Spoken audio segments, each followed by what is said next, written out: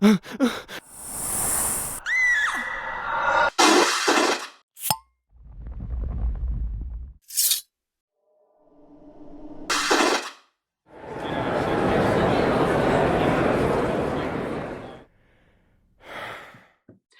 and welcome to the Supernatural Track here at Continual. I'm your host, Gail Martin, and tonight we are talking about the must-watch episodes of Season 2. What are our favorites? Which ones stick with you? Which ones can you only watch when you've got the lights on, or maybe not before bed? Because this is Supernatural after all. We're going to talk about it all, but before we do that, let's let our wonderful panelists introduce themselves, starting with Carole. Hi, I'm Carole Stokes. I've been a Supernatural fan since season 3, started writing fanfic in 2012, which I continue to this day. And I'm the co-host of the Spotify podcast, So Get This, The Lore of Supernatural Fanfic, where we discuss stories and writing. Very good. Kaela. Hi, everyone. I'm Kaela Joseph, and I'm a psychologist out of the San Francisco Bay Area and the co-author of Fandom Acts of Kindness. And I have been in the Supernatural fandom since about 2013-ish, I believe. Very good. Anna. Hi, I'm Anna Kensing. I'm a writer. I write queer romance, mostly, but not exclusively MM, and I have been a Supernatural fan since the very beginning. I saw the very first episode when it aired, took a bit of a break at some point, and then came back and caught up, dabbled in some fanfic, and yeah, I've just been a big fan ever since. Great. Angelique. Hi, I'm Angelique and I'm from New Zealand, so I don't know anything about the geography of this show. Just putting that out there ahead of time. I write queer fiction full time, and I'm currently completing my master's thesis on Dean Winchester. Very good. Lola. My name's Lola Lariscy, and I've been a fan since the very beginning. Lynn. Hi, I'm Dr. Lynn Zubernis. I'm a clinical psychologist and a professor at Westchester University, where I'm currently sitting. I've also been a Supernatural fan from the beginning, watched it from the beginning, fell in love at the beginning of season 2. So this should be a nice discussion. I've written a bunch of books on the show, including Family Don't End with Blood and There'll Be Peace When You Are Done, which have chapters by the fans and the actors of Supernatural. Very good. Sue. I'm Sue Ashworth, and I'm just getting my voice back, so forgive me for being hoarse. I've been involved in the fandom since day one, and I am retired now, but I write a lot of fanfic, and my big bang goes up on Friday. Yay! And I'm Gail Martin, and Morgan Bryce is Gail. I write epic and urban fantasy, male paranormal romance, but all my modern worlds are ones where Sam and Dean could walk in and feel right at home. I fell in love with the show halfway through season 11, binge watched 11 seasons in 4 months to be ready for the start of season 12, fell down the rabbit hole and haven't hit bottom yet. Hope I never do. So yeah, that's my story. So season 2, we had a terrific season 1 under our belts. We're coming in after that shocker of a season finale in season 1. So give us a favorite episode from season 2. Carole? Oh gosh, it's hard because this season is just so strong and there are just so many wonderful ones. So I'll just start with the first episode because why not? In My Time of Dying, in which significant things happen, including Dean's in a coma and Sam uses a Ouija board to communicate with him, which is a beautiful little scene. Dean dies and John makes a deal with Azazel, and Dean therefore lives and John dies, which A, lets the show continue since we need both Sam and Dean.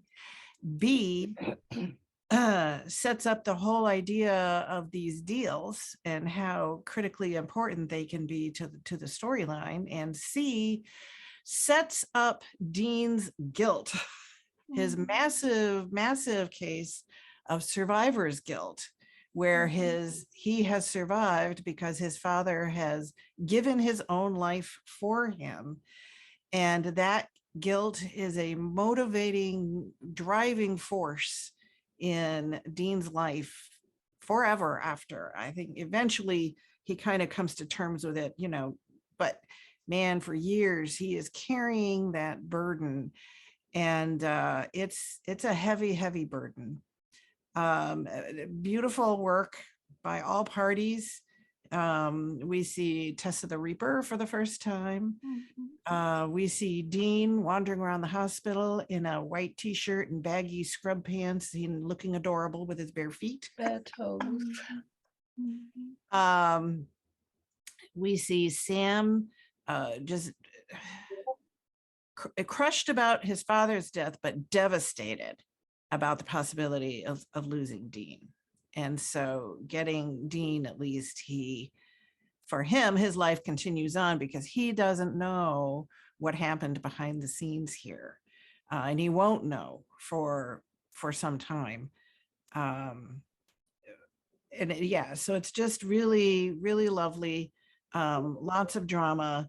Cannot beat the scene of Sam walking down that hotel hallway with his cup of coffee, dropping it, and it lands and coffee splashes, and you see then him rushing in, where we see John's body lying kind of fuzzily in the background.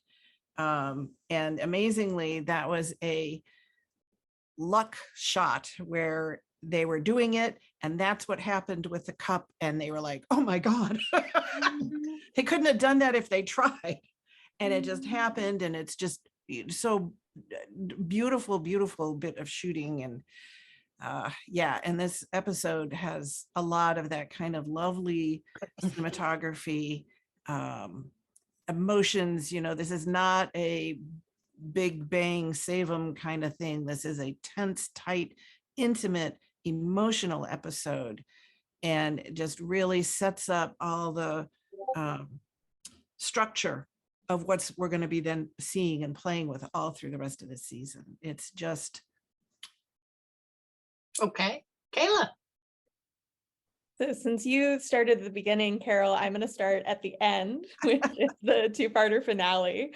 The reason I want to highlight those two episodes is that those two episodes are the reason that I fell in love with Supernatural. I did not watch from the beginning. It conflicted with another show, and so I hadn't gotten into it. And then I was watching TNT and the reruns on TNT one day, and caught the cliffhanger of the two-part episode and was like, well, I have to know what happens. I can't just be left hanging. And then seeing the actual finale, especially the scene where Dean is talking to Sam's lifeless body and doing his monologue about their relationship, really solidified that this was something special, especially concerning family. And, you talked about setting up this idea of the demon deals and setting up this idea of the relationship between Sam and Dean, and how, yes, Sam's sad to lose John, but devastated at the potential of losing Dean. I think that really, really culminates in those last two episodes where we see Dean actually lose Sam and then make the demon deal that will inevitably have Sam lose Dean. Okay. Anna. So I don't really like this episode, but I think it's really significant for the season. And that is Bloodlust. It's a really difficult episode to watch. I dislike Gordon intensely, but the Gordon sort of is the vehicle through which we can see the conflict between how Sam and Dean approach the hunter's life. We see how Dean's grief over his dad dying has made him vulnerable to Gordon's charms and impairs his ability to read Gordon, which normally Dean knows how to read people, like he's pretty good at that. On the other hand, Dean doesn't have a lot of male friends. Like he doesn't have a lot of friends, period. And to the extent that he has, like connections with people, they're with his, lady friends for an evening, right? And so Gordon kind of like worms his way into Dean's affections at a moment when Dean is really vulnerable, and pokes at him in ways that highlight how different Sam and Dean's approach to hunting and to life and to the life is. And then, you know, it's sort of one of the episodes that we get where the human is actually worse than the monster. You know, they're hunting vampires. It turns out these vampires are not evil. These vampires aren't feeding on humans.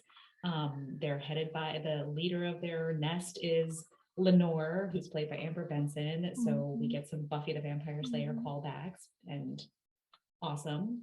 And so they're not bad. And do they really need to be killed? And so Sam really questions like the ethics of what we do and why we do it and who we kill and why we kill them. And Dean's like, they're monsters. They deserve to be killed, which is very much Gordon's approach to it. And in the end, you know, sort of like Dean doesn't really want to participate in these questions that Sam has about ethics and morality and who we kill and who we don't. And he's more comfortable sort of in, you know, Gordon's black and white world, where, you know, his dad was a hero and he's a hero and they're all heroes and all of the monsters are monsters and they all just need to be put down. But in the end, he doesn't kill Lenore, and he does tie Gordon up in a way that, you know, allows Lenore and her nest of vampires to escape.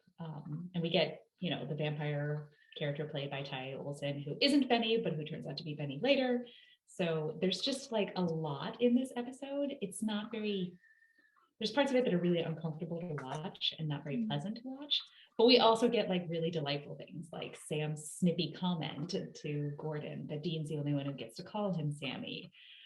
We get the beginning scenes where the Impala's back on the road. She's all fixed. Dean's world is right again. And then we get this like amazing, like just pan over the lines of the Impala, like we're stroking a woman. It's a little bit sexual, honestly. And it's just wonderful. It's the first time that Dean refers to the Impala as baby and she. I think Sam also tells him, you know, get a room. And there's just so many things about this episode that I think are both delightful, even though when it's hard to watch, and also really important to the arc of the season. Very good. Angelique. I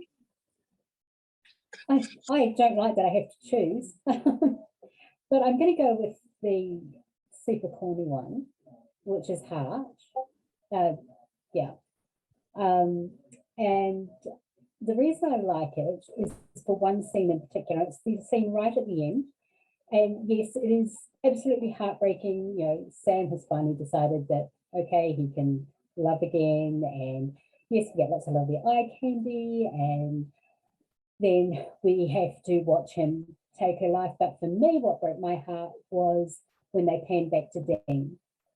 And, you know, we get the single man here as he can't take away the pain for his little brother. And for me, that's one of the episodes that really sums up the relationship between them. He would do anything rather than have Sam suffer in any way whatsoever. And it kind of balanced out the corniness for me. I could have lived without some of the werewolf super special effects.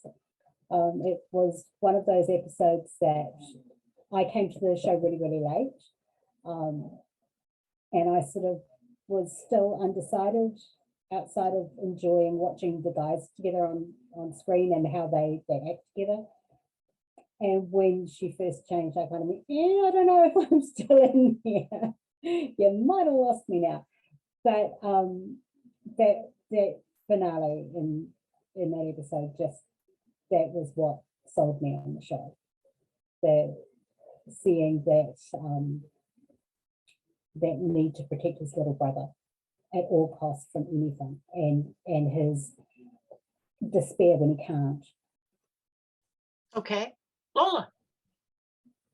My favorite episodes are the meta funny ones. And I just rewatched Hotel Babylon. This is the one where they go to Hollywood because there is a set of a horror movie that's being haunted. And there's so many jokes. The first one is they're riding the little cart through the soundstage. And well, it's a tour. And the tour guy says, to the right, you see the set of the Gilmore Girls. And if you look, you could see one of the stars. And Sam just gets this like deer in headlights look, and he gets off and goes the opposite way really quickly. And then Dean says something about wanting to go to a pool. And Sam said, this isn't really pool weather. It's more like Canada. And of course, that's funny because it's probably really Canada. And it's just so funny because you get to see them, Dean being a total dork when it comes to horror movies and all the actors and actresses and everything. And I just love the meta because I'm fascinated with like sets because I've never been on a TV set. And so I'm just fascinated with all the behind the scenes. Like I'm wondering, the people who are yelling, you know, that's it, that's a wrap, folks. Is that an actual crew member or an actor? I'm wondering because they do a really good job. And there's one of the characters was supposed to be McGee, which I didn't catch that when I watched it many years ago. He's supposed to be McGee, and I looked it up. It's not actually McGee because that would have been awesome, but it's supposed to be McGee. They actually call him McGee, one of the producers. And in the middle of the show, they have a trailer for the movie, which is awesome. And when it shows McGee's name, it's like producer of Charlie's Angels, Full Throttle. And that's true. He did actually do those movies. And it's just so cute. And I love the wink of it. And it's just really lighthearted, even though, you know, a guy is, you know, he's thrown into a fan and has slashes and stuff. Gary Cole, unfortunately, meets his maker. So that's kind of a bummer. But it's Gary Cole, you know, he wants you to come in on the weekend. No one wants to come on the weekend, so he should expect it coming. So that's just, I love those cute episodes. That's definitely one of my favorite. Okay, Sue. Born Under a Bad Sign is my all-time favorite, and tour de force by Jared Padalecki, who absolutely knocked it out of the park as Sam. His tormenting of Joe made me realize just how scary he could be and how big he is. It turns out, of course, that it's not really Sam, that he's been possessed by a demon, the demon Meg that we already met. But the whole episode is as creepy and as scary as I could possibly want. And that's all down to Sam and Jared's performance. He actually tries to kill Dean. He shoots him, which was a horrific shock for me back in the day. I just love that episode. Okay, Lynn. I'm gonna pick one. It's not necessarily my favorite episode of the season, but it's the episode that, even though I'd been watching since the beginning, it's the episode that I really fell down the rabbit hole and realized that I was crazy in love with this show. And that's Children Shouldn't Play with Dead Things. I'll tell the story really quickly because it's such a silly story. I'd been watching since the beginning, but mostly for a friend of mine who kept saying, this is a great show, watch it so we can talk about it. And I liked it, but I didn't fall in love with it in season 1. And then we got to Children Shouldn't Play with Dead Things. And it was the scene near the end where this whole time, and the episodes so far in this season have been all about, you know, Dean and Sam are devastated from losing their father. Sam keeps trying to get Dean to talk about it. Dean is repressing all of those emotions. He's, you know, gone after the Impala. He's hauled off and hit Sam, I think already. He's just this ball of repressed emotion about his father's death. And Sam can't get him to open up. And they go through this whole, I love the way Supernatural makes the case of the week parallel always what's happening with the brothers. So they are so struggling with what everybody struggles with when someone you love dies. You want to undo it. You don't want them to be dead. You do just about anything to have that person not be gone, which of course is the theme of this entire season and arguably the theme of the entire show. So them being confronted with this person who has decided to try to thwart death and bring someone back, even though they shouldn't, that's a source of absolute rage for Dean, because A, he wasn't able to do that with his father, but B, his father did something like that to bring him back.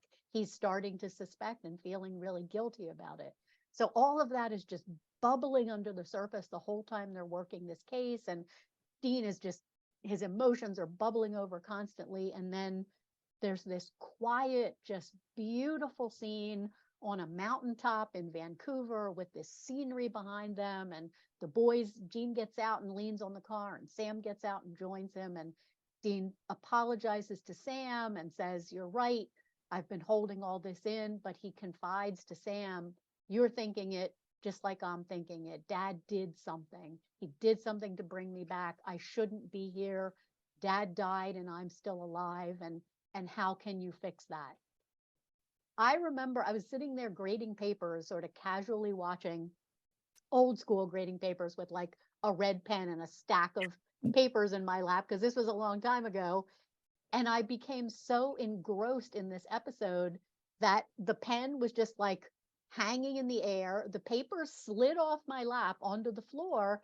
And I said to my daughter, who was in the room, "Oh my God, this show is really incredible." And she was like, "Mom, you've been watching the show for a year. Are you having some kind of event? Like what is happening?" But somehow I hadn't really realized the depths of emotion and the seriousness of this show, and the way these two actors were so able to capture that emotion and make it so strikingly real. Literally, the next day, I got out the set of season 1 DVDs that my friend had given me as a gift. I'd never taken the plastic off them, ripped them open, binge watched season 1 all over again, and that was it. I was down the rabbit hole ever since. So clearly that's a powerful episode in my book. Okay. The one I'm going to mention isn't also necessarily my favorite of the season, but it's one that I came to appreciate much better in hindsight. And I know we debate that Kripke only expected the series to last 5 years.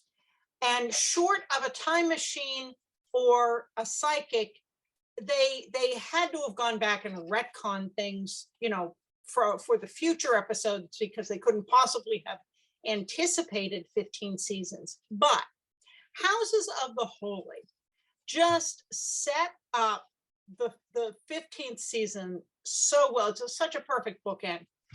And it's the show where they think maybe an angel has shown up.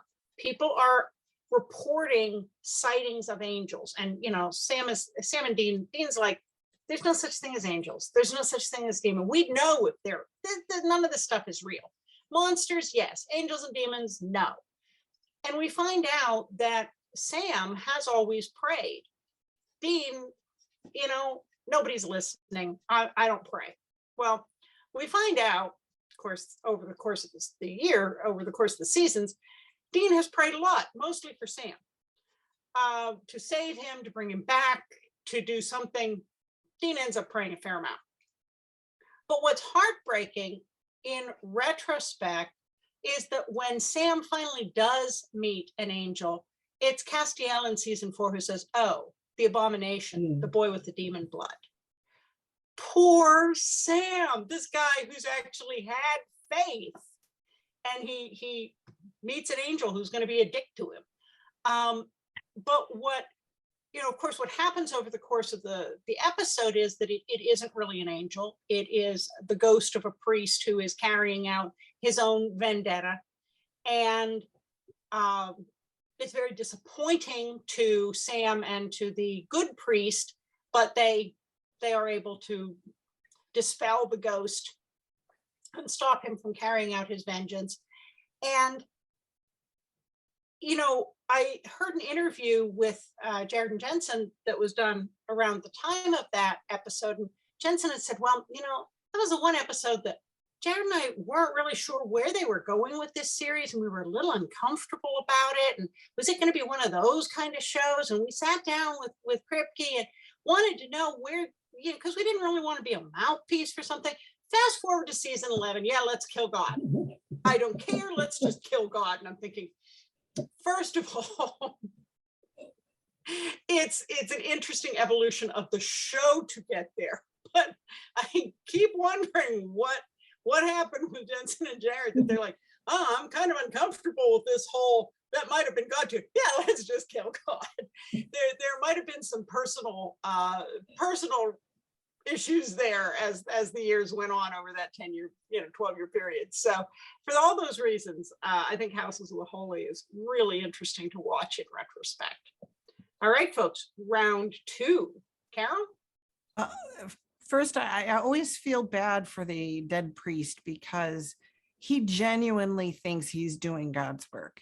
He genuinely thinks that he's there for this reason to, administer justice and everything. And, when he finally, of course, accepts his fate and moves on, but he's not, he's not like crazy or just lashing out. He's like really trying to right wrongs and stuff. And, I think even there is the analogy of,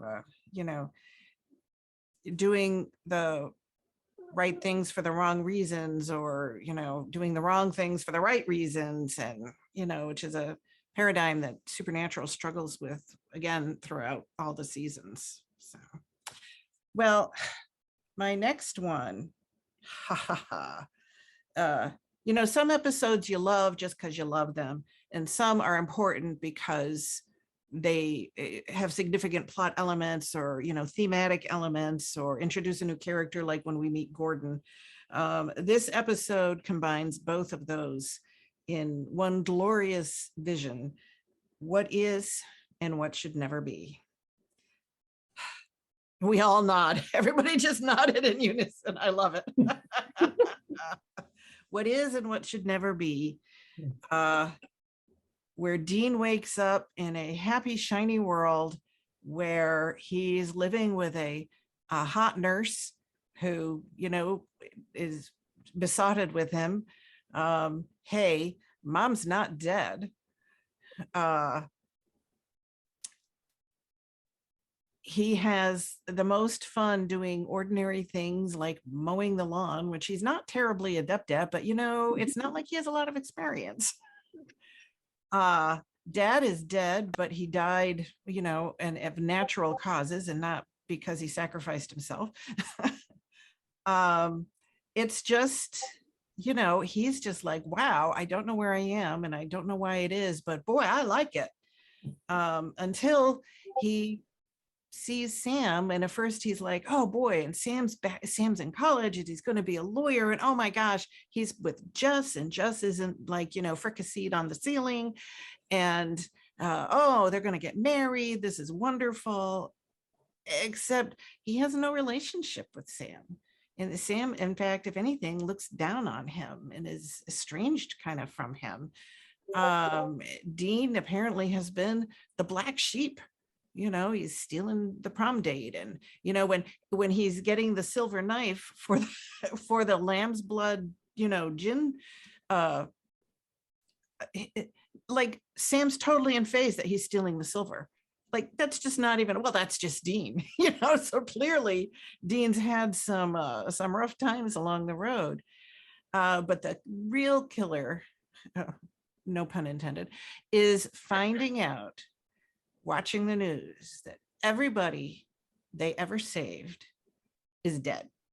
So when he first sees about the plane crash, and he's like, wait, we fixed that.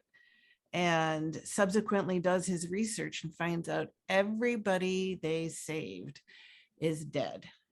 And that's the trade-off. So look at Faith, where we had the single life trade-off, where Dean lived because that one guy died. Well, now Dean's got this happy, shiny life, but hundreds of people are dying or had died that wouldn't have, that shouldn't have. And that is not a cost that Dean is ready to pay. That's his happiness cannot come at the cost of all of those lives. And he starts struggling to figure out what is happening. Of course, we have the ghost-like girl who in fact turns out to be another gin victim. to help lead him to that. So watching him have all these beautiful moments, I remember watching the commentary on this, and Kripke mentions about like Mary puts her hand on his cheek and how he just kind of closes his eyes and leans into it. And he's like, that's just all Jensen. That's just Jensen imbuing his character with everything that he feels. So lots of beautiful moments like that. We get the happy moments of like, oh, Sam and Jess are engaged. And we do at least then get the satisfaction of Sam, even despite the distance and the bad blood between them, going along with Dean, saying, I don't know what you're doing, and I think you're crazy, but you're not going to be going crazy by yourself, so I'm coming with you. So that's wonderful. Like, even in an alternate reality, they have the bond. And then, of course, the final real showdown scene where there he is back in the warehouse and everybody's there and they're all like, stay with us. We love you. This life is wonderful. You can have everything you ever dreamed of, anything you ever wanted. Just stay with us. And he can't do it. And it comes to this really, and again, a really deep emotional point. And we see exactly what Dean is made of. And that is that he is not going to sacrifice all these other people for himself. And he plunges back into really the horror. There he is, he's strung up, he's had his life forces draining from him, and he hasn't eaten in like 3 days, and we won't talk about bathing.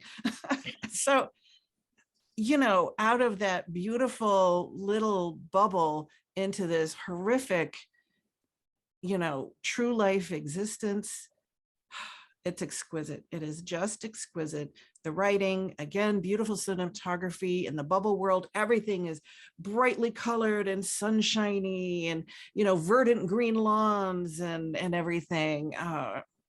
So it's beautifully done visually, emotionally, and we'll also just say that from this, because this is our first real foray into an AU, 1,000 different realms of fanfic were spawned, just using either that device or that world or with the way he finds out and re-enters. I mean, there's just a vast array of fabulous stories out there that came to being because of what is and what will never be. So it's been a real font of creativity for writers out there.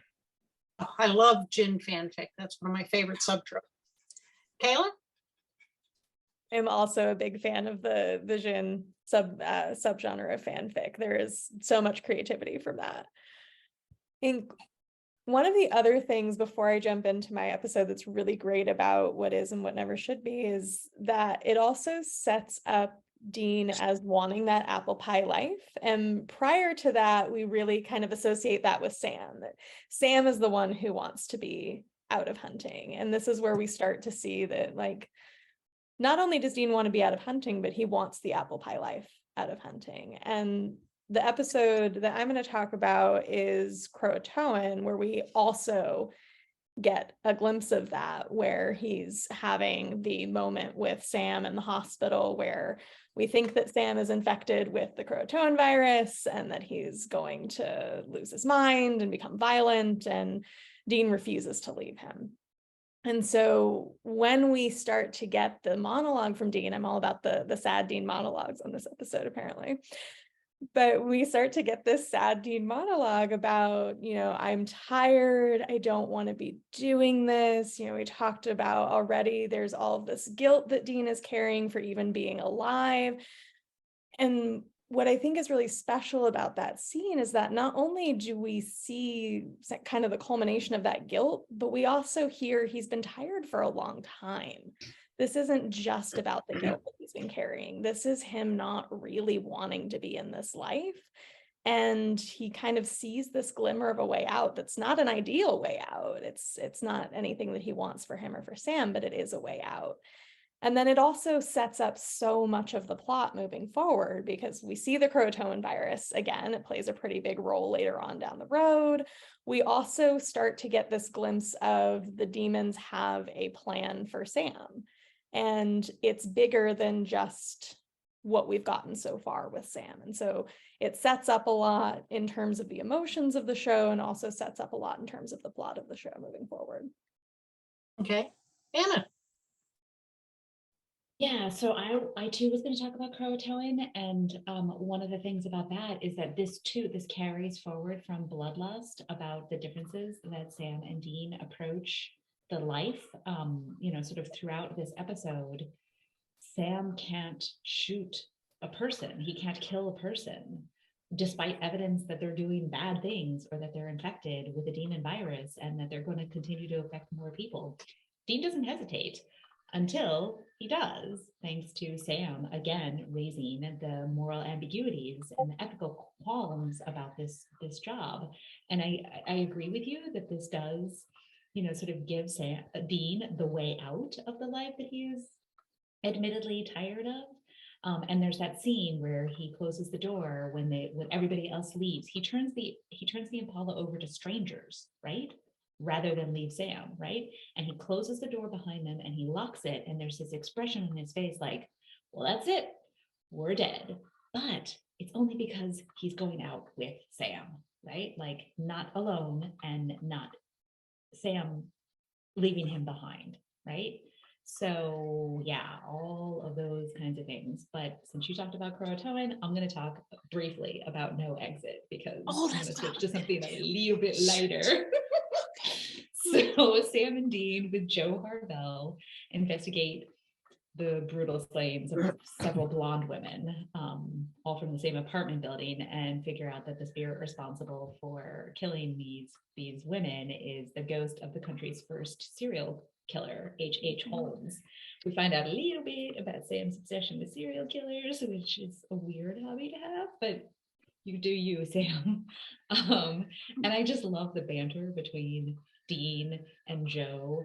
And I honestly don't know how they got away with some of this stuff, because there's this bit where Dean is sort of squeezing past Joe, like where they were like behind the walls, and he's like, oh, should have cleaned the pipes. And it's just like, the network, this is network television, right? Like, And I hadn't heard that before. That was the first time I heard that phrase. Yeah, and that's if you need to look up what that means on Urban Dictionary, then how many people really need to look up what that means, right? Like, we all know what that means. And this is network television, and I guess the network people are the only ones on the planet who maybe should have looked at what that means on Urban Dictionary to find out.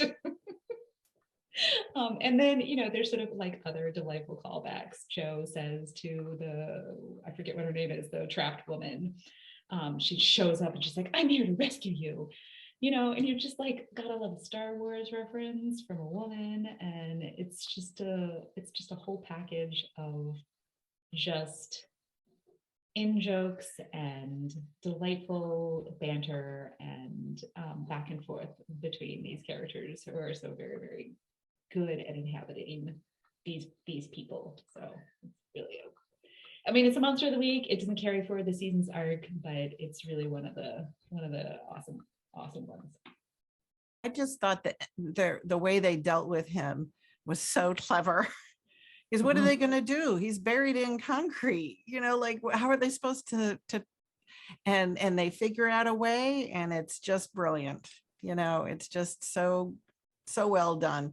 And then you also have at the very, very end them driving in the Impala with Ellen in that stony silence.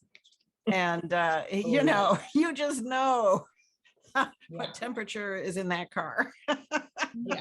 Yeah. Love Ellen. Very true.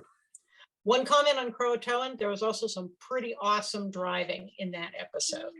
We really got to see Baby do her stuff, which was pretty fantastic. Angelique. I think Kaela, you said you were all about the sad monologues. I'm all about the corn this week. So Tall Tales. Aside from anything else, how can you not love Gabe, even though you don't know he's Gabe yet? I fell for that character instantly, and every time he popped up, right up until we finally find out who he is, I was just like, oh yes, yes, yes. He's just such a great character, and the guys are in this university town, and things are going weird, and they're fighting, and they seem to be pranking each other, but it's not pranking because nobody's laughing or enjoying it or anything else for that matter. There's the whole purple nurple and the I don't sound like that, well you sound like it to me. And I have to admit, about a third of the way through, every mother cell in my body was going, oh, for God's sake, you two shut up before I come in there and shut you up. Because they were just so bickering brothers, little kids, just needling one another. And I really felt for Bobby when he was sitting listening to them and finally saying to them, will you two knock it off? And then having to deal with how to get rid of Trickster and the whole, have they got rid of the Trickster? Have they not got rid of the Trickster? Why have they not got rid of the Trickster? I just really enjoyed it. I thought it was a really fun episode. It was nice to see them being brothers with a little less angst in it. Just some of the more fun side of it. And seeing them do their stuff without it being quite as intense, without the hunting being as intense. Sure, there were lives at stake, but there wasn't the whole, we've got to save the world. It's okay, this is really weird, and what's happening? Okay, Lola. Have we done Everybody Loves a Clown yet? Nope. Yeah. Everybody Loves a Clown, because it's the first time we meet Ellen. And it's so weird to think that there was a time that they didn't know Ellen. I mean, she became such an integral part of the crew. And, this is the first time they get a call from a woman named Ellen. And they don't know her, and they go find her. Of course, clowns are creepy. And anytime Supernatural has clowns, it's always really funny and really creepy. And yeah, and then children who kill, scary kids, definitely, yeah, very, very, yeah, all those things like kind of go together to make a very creepy episode. I would have been more prepared, except for I was going to do no exit.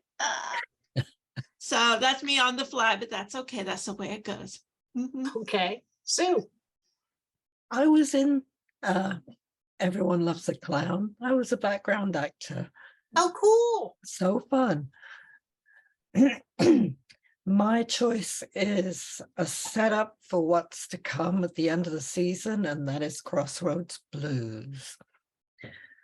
So it started with really good music, and it follows the story. Oh, do excuse me with this voice. Follows the story of a notable blues musician who is believed by some to have sold his soul for his music, and then it gets into the real nitty-gritty. Somebody has died. It's believed to be suicide, except the boys think it's a black dog. They soon find out that actually he sold his soul, sold her soul in order to become good at what she was doing. I believe she was a surgeon. And they then look further, find somebody who has in fact made a deal with a demon and try to protect him. The guy has sold his soul in exchange for his wife surviving. Of course, there's all sets up what's going to happen at the end of the season after Sam has died. And for that, it's a pivotal episode. They do get the guy out of his deal. Dean has an argument with the demon concerned, traps her under a devil's trap, and she actually agrees to release him. But she drives in the knife and twists it because she tells him that his dad's in hell and being tortured. And of course, with Dean's already terrible guilt, that makes things even worse. Okay, So Lynn. I'm gonna pick Night Shifter. It's another one of my favorite episodes. I just think it is an incredibly well done episode.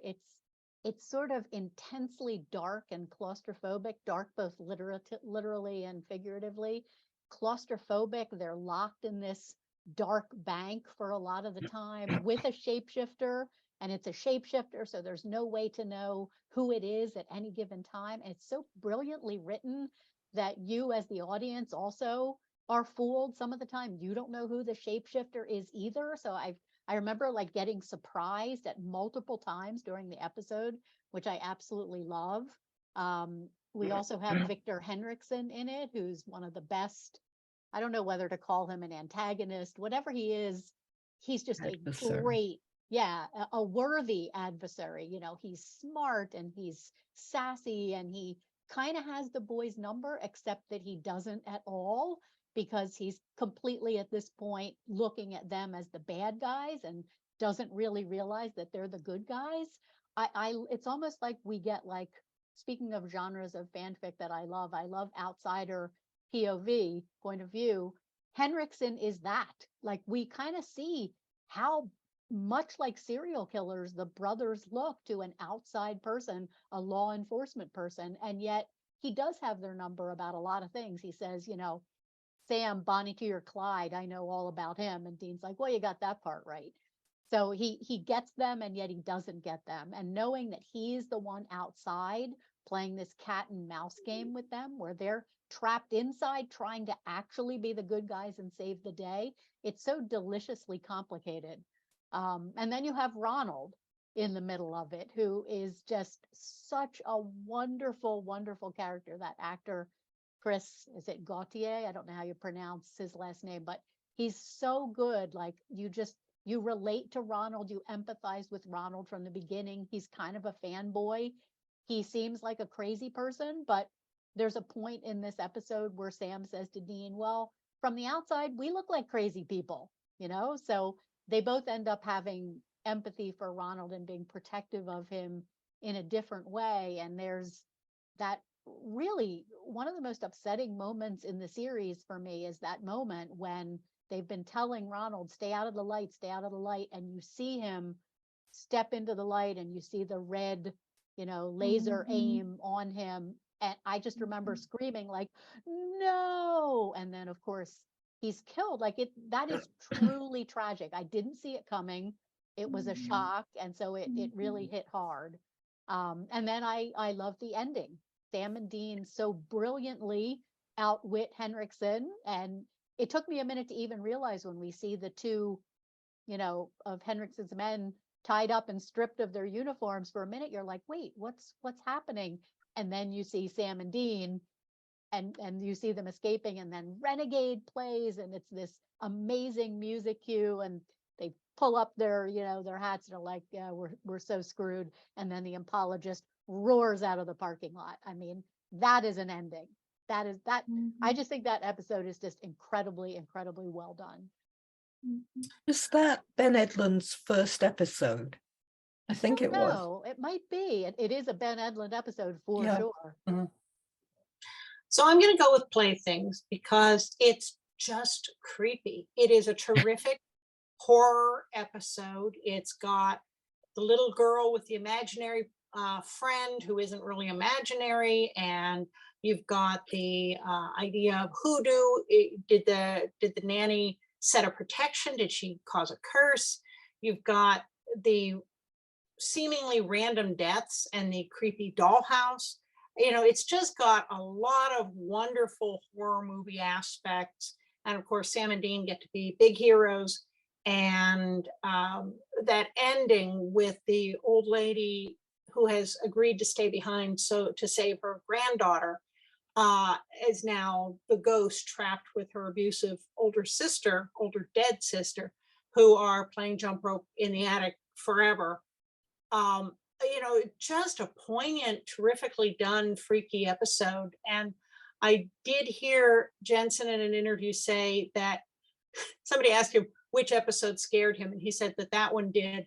And so Daniil bought a doll and moved it around their house periodically from time to time as a loving spouse. Oh no. That would freak me out too. But so we are almost ready to wrap things up, but we got to give a shout out to the ones we didn't mention, because everything in this season was good. There was The Usual Suspects with Linda Blair playing a police detective, and that was a really twisty mystery. We also had Simon Said, that started to set up more of Azazel's special children. We got Hunted, where Sam sneaks off to Indiana and bad things happen. We also had Roadkill with Lucifer's mother, not that Lucifer, the other Lucifer, Tom Ellis, but Trisha Helfer. Yes, we get to see her in a terrific role. And Folsom Prison Blues, where Sam points out that Dean fits in way too well in a maximum security prison. And we meet Tiny, AKA Cliff, who ends up being the guy's real life bodyguard from then on. So The Source is the episode that has my favorite line of all time, when Hendrickson says to Dean, "Oh, you think you're funny?" And he says, "I think I'm adorable." Yeah. Yeah, so much good stuff in this season. Well, folks, we have run through our time. So let's let everybody go around and say where we can find you online. Kaela? And if you have a book, please mention it. So you can find me online at Always Keep Nerd Fighting on Twitter and Facebook. And I mentioned earlier, I have a book out with Tanya Cook that is Fandom Acts of Kindness, which is available at all available retailers. Very good. Lola? My name's Lola Lariscy. You can find me at LolaLariscy.com. I'm a writer, and I've been working on my second book forever. Every time I go back to it, I find more mistakes, and it won't stop. And I'm like, ah! But before I leave this earth, I hope to have it done.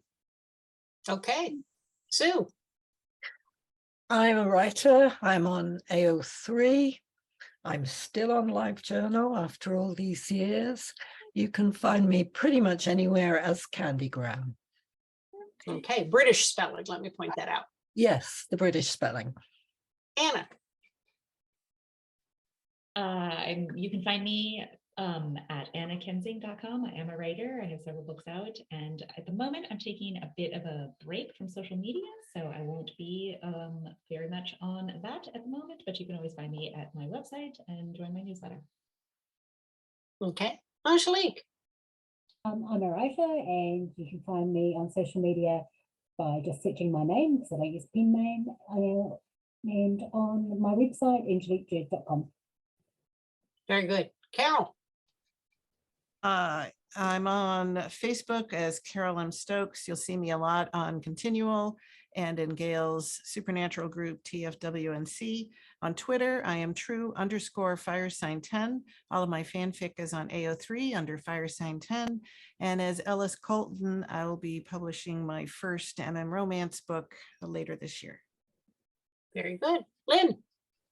You can find me on all social media at Fangasm SPN. You can find my supernatural books at peacewhenyouaredone.com. And you can find my brand new book on The Boys, which comes out in October, at smartpopbooks.com/theboys. Very good. I'm pretty easy to find on social media as gailzmartin.com, morganbryce.com. If you spell those right, you will find me on all the social media networks as well. I do run the Supernatural TFWNC group here on Facebook. I am a columnist for the Winchester Family Business blog, but most of the time you'll find me here on Continual. So thank you all so much for being with us tonight. And thanks to all of you for watching and listening. There will be more Supernatural coming up soon, so we'll see you online.